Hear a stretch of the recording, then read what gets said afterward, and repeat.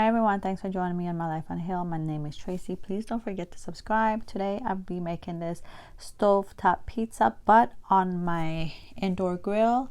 I'll be using the organic flour, 2 cups to 1 tablespoon of baking powder.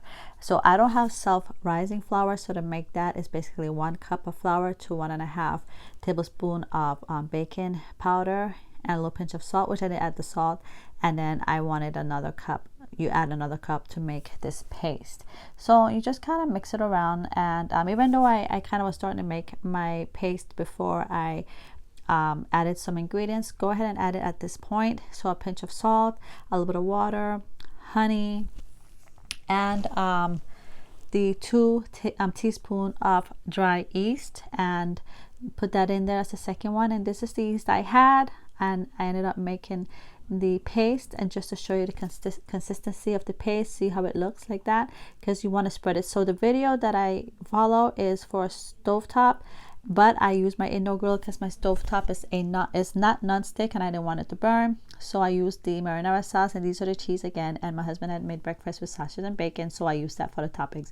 So I ended up spreading it up basically with my hand. If you do it on the stove, it's a lot easier, but I did not have, again, the a non-stick, so I did it on here, and I spread it out the best of my ability. Put a little bit of marinara sauce, which I like to do my own organic. I don't like using from the can or the bottle, but again, I had these before this situation happened with the Rona.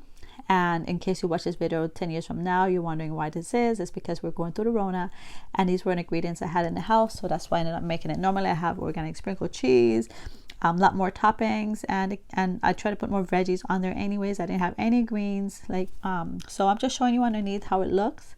And I made a little slit in order to see that it cooked through. It's kind of hot right now, so that's why I'm taking my time doing it.